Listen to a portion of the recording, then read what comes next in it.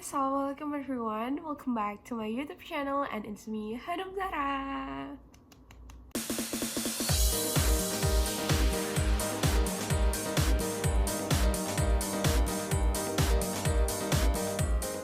Alhamdulillah akhirnya bikin video ini juga, karena sebenarnya aku udah plan bikin video ini sejak pertama kali aku keterima beasiswa Indonesia Maju.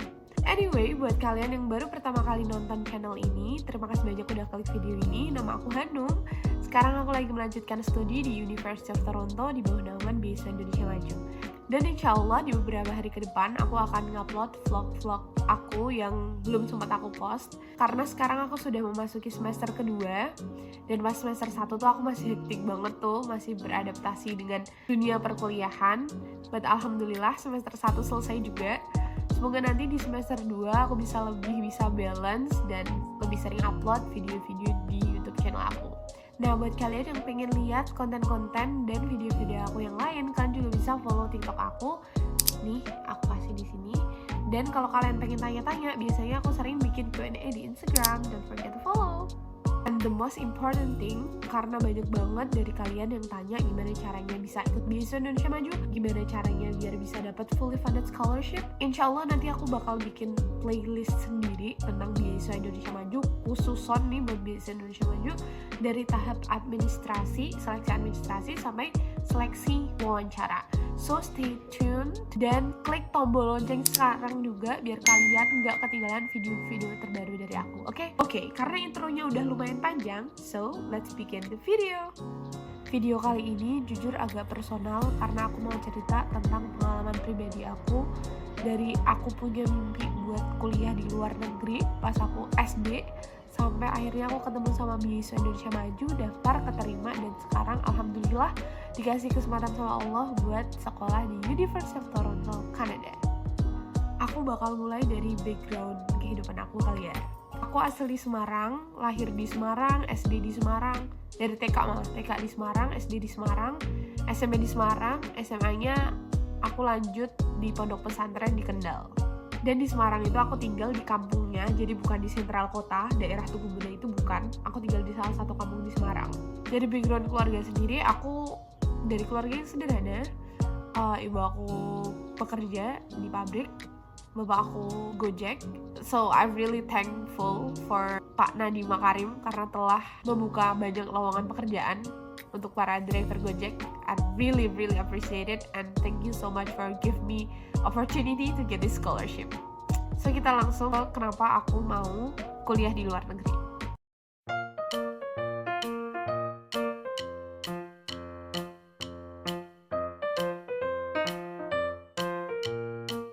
Technically, aku punya mimpi buat study abroad itu dari SD.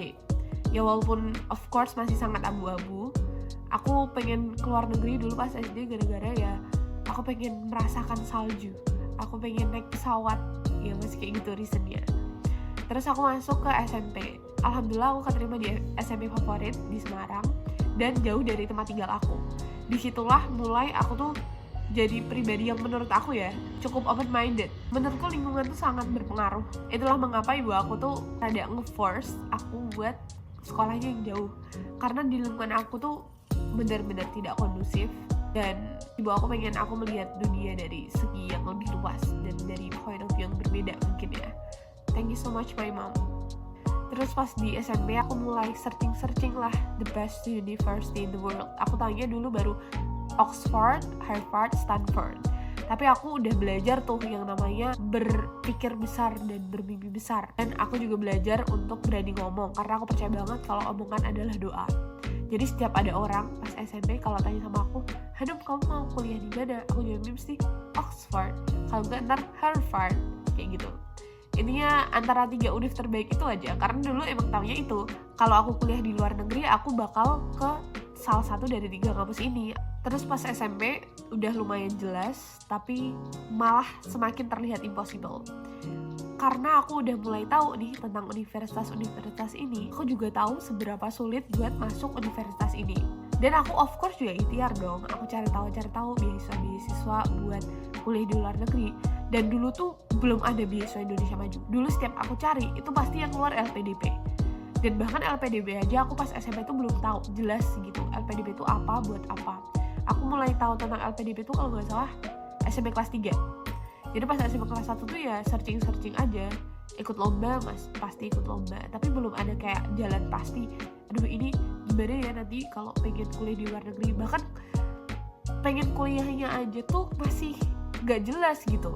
Aku bisa kuliah atau enggak aja tuh gak jelas, karena ibu aku dari awal udah bilang kalau misal aku belum dapat beasiswa ya aku harus kuliah sambil kerja, dan no problem, I accept it. So aku harus mempersiapkan dong, karena aku pengen kuliah pakai beasiswa, jadi aku cari opsi-opsi lain juga kayak beasiswa bidik misi dan lain sebagainya. And then aku masih yakin tuh, SMP kelas 1 masih yakin, kelas 2 masih yakin, bahkan pas SMP kelas 3 aku ingat banget, ini pas lagi zaman-zamannya persiapan UN, terus ada salah satu lembaga les-lesan gitu datang ke SMP aku, presentasi gitulah. Terus di akhir presentasinya mereka tuh ngambil 3 orang buat jawab pertanyaan, buat maju ke depan, terus dapat buku persiapan UN gratis. Dulu kan lumayan ya, 100 ribuan ya kalau nggak salah harga bukunya tuh. Jadi aku maulah, aku maju. Itu tuh di hall, aku ingat banget, jadi semua angkatan tuh ikut, penuh ya hallnya. Terus aku maju ke depan, ternyata ditanyain, kamu pengen masuk mana?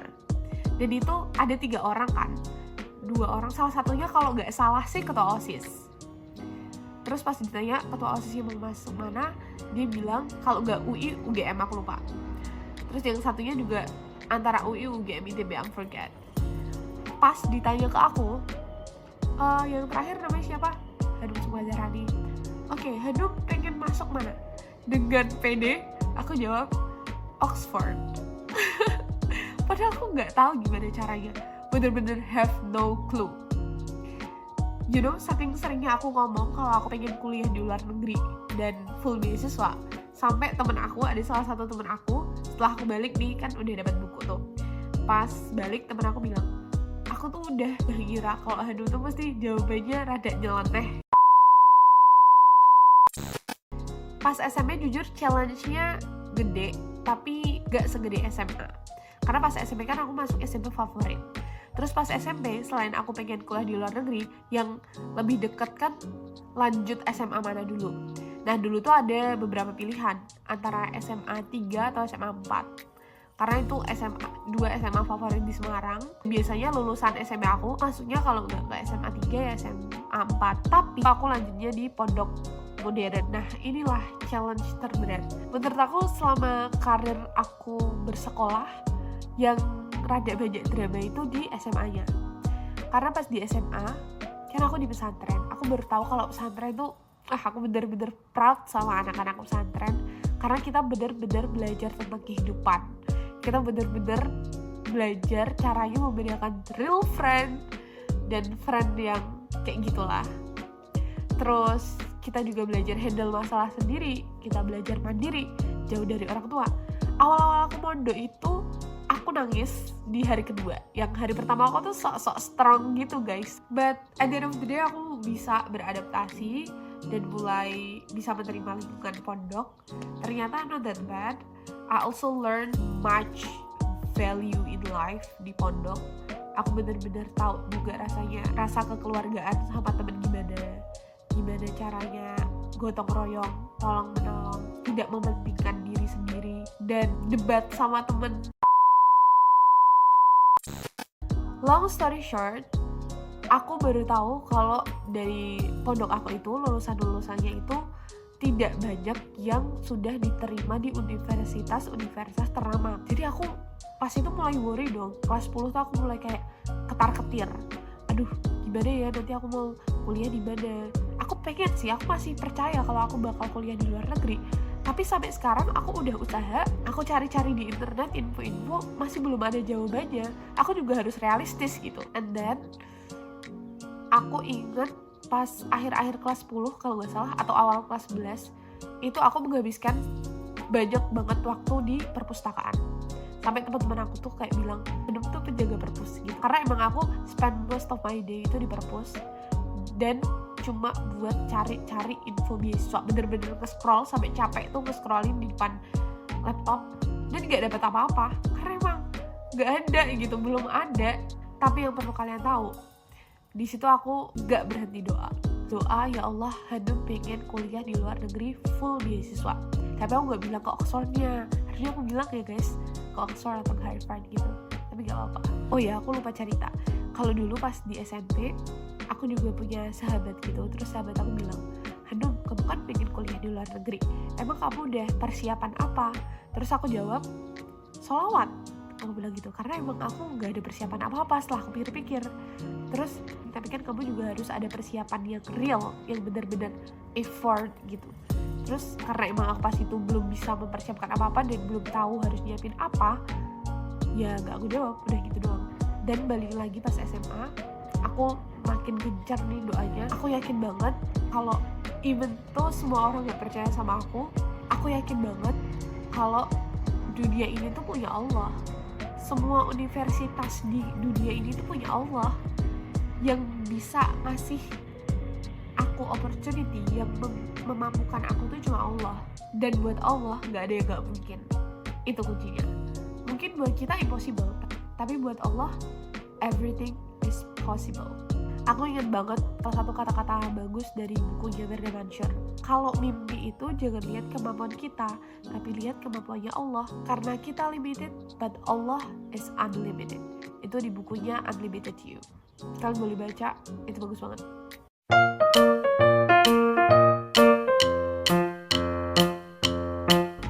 Dan setelah aku berdoa, apa yang terjadi? Belum terjadi apa-apa. Aku masih terus doa tuh, kelas 10 masih doa, kelas 11 terus masih doa, sampai pas aku mau ke perpus karena mau nyari-nyari info lagi, itu ada salah satu adik kelas aku yang dia of course tahu, karena kita ada satu organisasi bareng gitu, jadi dia juga tahu kalau aku tuh pengen kuliah di luar negeri, dan dia juga punya interest yang sama. Dia tuh tahu lumayan banyak hal tentang education di luar negeri, pengetahuannya sangat luas. Dan pas aku masuk ke perpus, dia bilang, Kak Hanum udah tahu belum tentang beasiswa Indonesia Maju? Terus aku bilang, oh belum tahu. Terus dia ngasih lihat aku kan di laptopnya. Aku baca-baca, ternyata itu adalah beasiswa dari Kemendikbudristek di bawah naungan LPDP. Programnya baru yang menawarkan beasiswa persiapan untuk anak-anak kelas 11 SMA yang pengen melanjutkan studi di luar negeri. Dan itu dibiayai mulai dari tes IELTS, TOEFL, SAT, persiapan kuliahnya, dan semuanya ada Allah kan. Aku bahkan, Masya Allah, rencana Allah itu emang yang terbaik. Setelah aku tahu itu, aku decide buat mau apply, mau daftar. Nah, beasiswa Indonesia Maju itu ada 3 seleksi. Pertama seleksi administrasi, terus seleksi substansi, terus yang ketiga seleksi wawancara. Yang kedua tuh ada tes wawasan kebangsaan juga. Seleksi administrasi itu meliputi data diri, seleksi berkas gitu, sama ada essay. Essaynya bentuknya bahasa Inggris, dan bentuk essaynya tuh kayak tanya jawab gitu. Kalian bisa lihat di bookletnya, dan nanti juga akan aku bahas di video-video aku selanjutnya. Spesial beasiswa Indonesia Maju.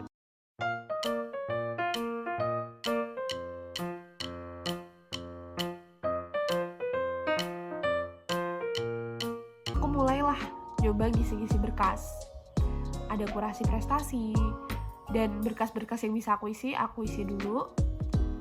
Terus mulailah yang kurang, ada kurasi prestasi sama essay. Aku tanya sama tata usaha bisa ke perpus tiap malam untuk ngisi data diri dan bikin esai, karena kan aku butuh searching kan, dan di pondok kan nggak boleh bawa HP, jadi aku harus pakai laptop dan aku butuh koneksi internet. Itulah aku butuh wifi di perpus. Akhirnya aku memberanikan diri buat tanya kepala sekolah aku bilang lah aku pengen ikut beasiswa ini, beasiswa di luar negeri gini, dan kepala sekolah aku alhamdulillah support. Beliau ngasih kunci perpusnya, bahkan mempercayakannya ke aku.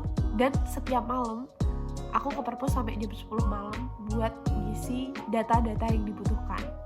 But the result is, karena aku gak punya guider, gak punya seseorang yang bisa aku tanya-tanya tentang beasiswa ini, dan beasiswa ini adalah beasiswa yang baru, akhirnya aku isilah sebisa aku. Buat biodata, data diri itu masih no problem, I can handle it. But for kurasi prestasi, itu itu lumayan complicated karena kita tuh harus mengajukan prestasi-prestasi kita dan ngisi data-data mengenai prestasi kita ini. Intinya biar mereka tahu kalau sertifikat kejuaraan kita ini tuh kredibel dan bisa dipertanggungjawabkan. Jadi mereka minta kayak data-data kepanitiaannya dan berapa anggotanya, berapa orang yang ikut lomba, kapan diselenggarakan, terus surat keputusannya dan lain sebagainya. Pas itu aku benar-benar hipnoku. Aku berusaha minta tolong staf TU tata usaha di sekolah aku, tapi ternyata butuh waktu yang sangat lama. Akhirnya aku decide buat melakukannya sendiri. Jadi aku searching karena lombanya kan udah lumayan lama ya, pas awal-awal aku masuk kelas 10 itu berhasil aku ngumpulin sendiri di internet, dan itu datanya lumayan sedikit, gak komplit, tapi ya mau gimana lagi ya, bisa kayak gitu. Udah aku submit, and then mulailah ini di essay. Aku itu masih punya waktu sekitar 5 harian, jadi jarak antara aku tahu tentang beasiswa Indonesia Maju, ngisi-ngisi data diri dan sebagainya, ke penutupan pendaftaran itu kalau nggak salah 5 hari. Hari pertama aku spend waktu di perpus, masih belum bisa apa-apa. Hari kedua aku fokus ngisi data diri kalau nggak salah, ini ya di hari-hari awal ini. Dan hari ketiga tuh kurasi prestasi sama essay. Pokoknya kalau nggak salah 3 hari terakhir itu aku fokus ke kurasi prestasi sama essay. Terus setelah selesai kurasi prestasi itu masih ada 2 hari.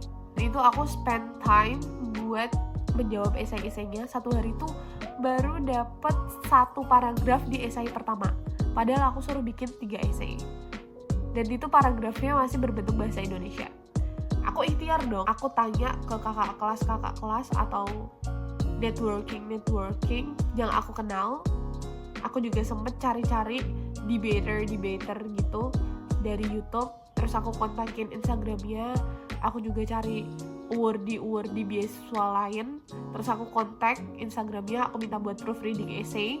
Aku bener-bener udahlah, I don't care about shy or aku nggak peduli aku dibilang SKSD atau gimana pun, yang penting essay aku ke proofread. Tapi hamin 24 jam itu aku ternyata belum selesai 3 essay, belum.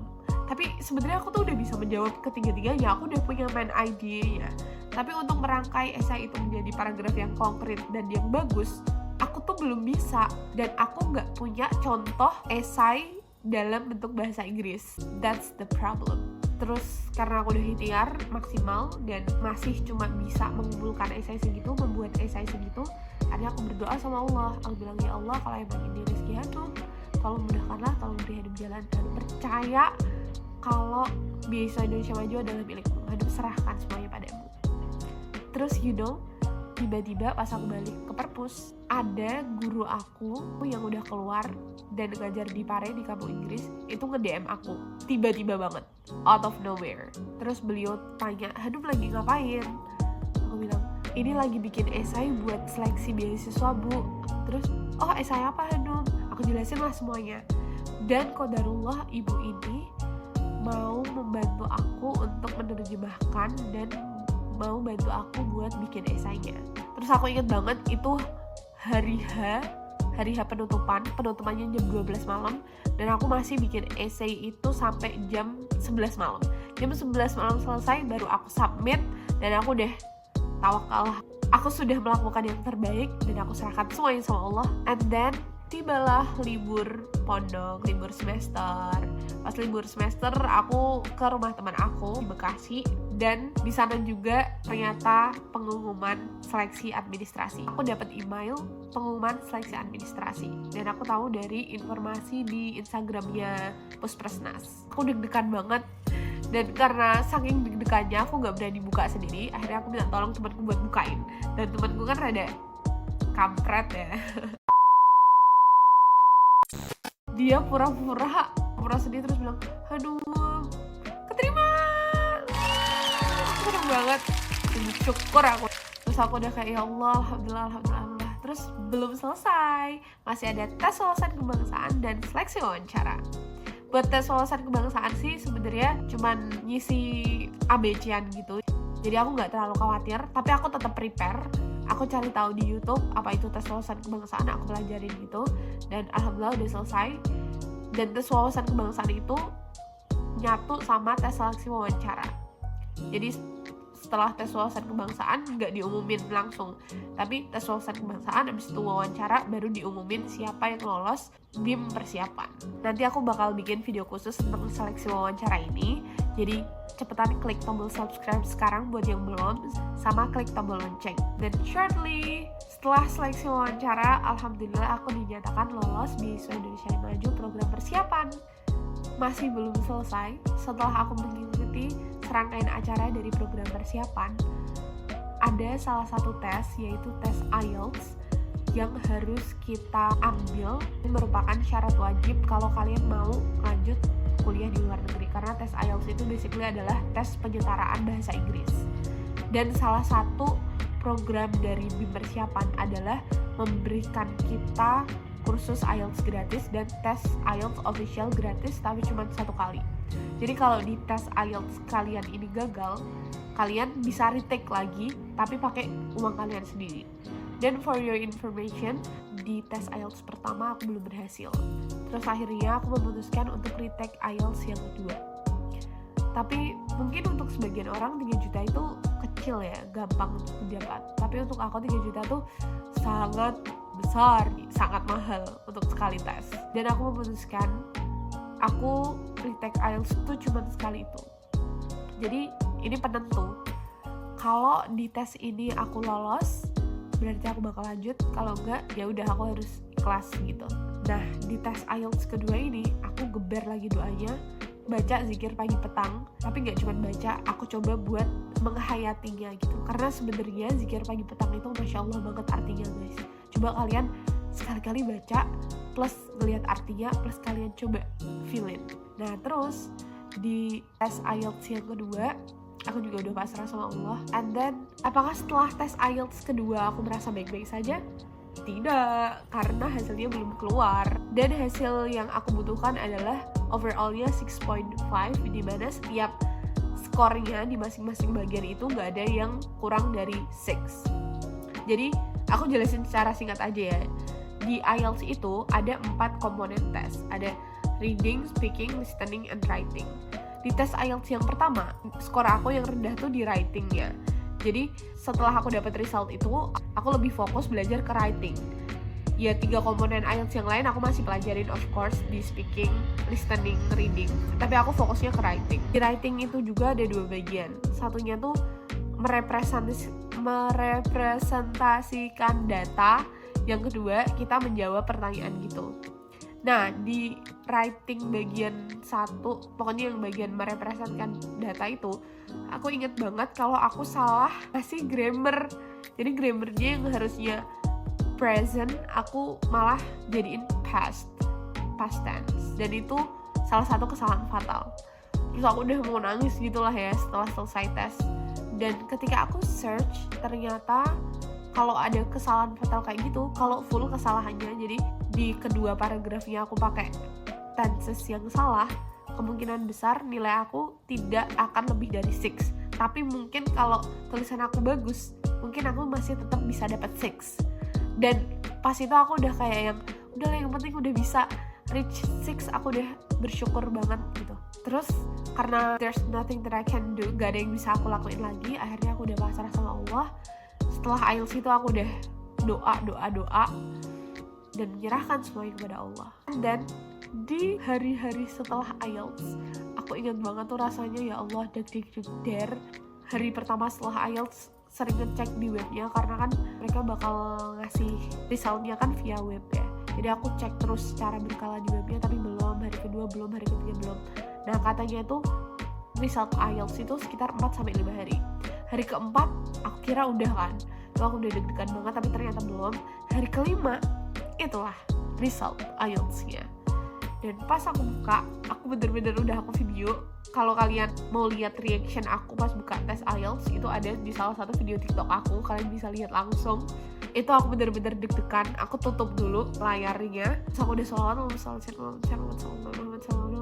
Pas aku buka, pas persis apa yang aku pengenin. Overallnya 6.5, gak ada satu bagian yang less than 6. Pas banget sama requirement-nya, jadi aku lolos requirement, yeay. And then I call my mom, terus aku bilang, ibu lolos, alhamdulillah. Karena emang dari semua persyaratan universitas itu aku kurangnya itu cuma IELTS doang guys. Yang lainnya alhamdulillah udah, nilai raport alhamdulillah aku udah. Kurang IELTS doang ini, jadi IELTS bener-bener pas itu penentu aku bisa lanjut daftar univ luar negeri atau enggak. Dan karena aku udah memenuhi requirement IELTS, terus aku melanjutkan lah apply ke univ-univnya. Dan qadarullah aku diterima di 3 universitas luar negeri, yaitu Monash University, University of Western Australia, and University of Toronto. Dan di University of Toronto sendiri kan ada 3 branch, ada 3 cabangnya. Ada di University of Toronto St. George, Mississauga, sama Scarborough. Tapi main campusnya itu ada di University of Toronto St. George. Nah, aku apply tiga-tiganya kan. Tiga-tiganya aku apply commerce, jurusannya sama. But qadarullah buat yang di Scarborough itu aku dapat letter of acceptance yang pertama, tapi di alternate program of study. Jadi aku tidak diterima di commerce-nya, but di jurusan yang berbeda. Dan aku nggak mau karena emang aku dari awal pengen commerce, aku pengen berkontribusi untuk Indonesia di bidang ekonomi, jadi nggak aku terima. Terus letter of acceptance aku yang kedua dari Mississauga. Alhamdulillah keterima commerce University of Toronto Mississauga. Tapi yang aku ambis banget itu adalah di Rotman Commerce University of Toronto St. George. Karena pertama ini tuh salah satu jurusan yang prestigious dan udah terkenal bagus commerce-nya. Jadi aku bener-bener yang kayak pengen banget University of Toronto Rotman Commerce. Tapi qadarullah pas itu udah open seleksi gelombang. Nanti juga akan aku jelaskan apa itu seleksi gelombang. Jadi don't worry kalau kalian belum paham, nanti akan aku jelaskan. Basically seleksi gelombang adalah seleksi buat seleksi beasiswa Indonesia Maju S1 luar negeri. Jadi tadinya kan aku keterima beasiswa persiapan. Nah buat dapat beasiswa fullnya aku tuh harus ikut seleksi lagi, yaitu seleksi gelombang. Tapi seleksinya cuma dari LOA ini. LOA adalah Letter of Acceptance atau surat keterima di universitas.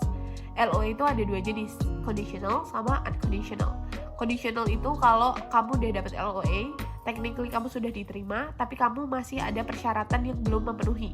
For example, kamu udah diterima di Monash University, tapi kamu belum memenuhi requirement IELTS. Itu kamu masih mungkin dapat LOA, tapi LOA yang conditional. Itu kan aku masih dapat 4 LOA, berarti LOA Monash University, University of Western Australia, University of Toronto Scarborough tapi alternate program of study, sama University of Toronto Mississauga. Rotman Commerce yang impian aku nih belum dapat nih, tapi aku udah kayak ikhlas aja, alhamdulillah udah keterima University of Toronto, nggak apa-apa deh di Mississauga, aku udah kayak gitu. Terus aku masukin lah LOA-nya, aku submit, dan pas pengumuman seleksi gelombang pertama, qadarullah aku nggak lolos. Dan sebagian teman-temanku yang lain dari BEM persiapan juga belum lolos. Dan itu aku udah sedih banget, aku udah bingung apa yang salah. Aku udah semua requirement udah aku penuhi, jurusannya juga jurusan yang sudah ditentukan oleh BEM. Terus apa yang salah, kenapa aku nggak diterima?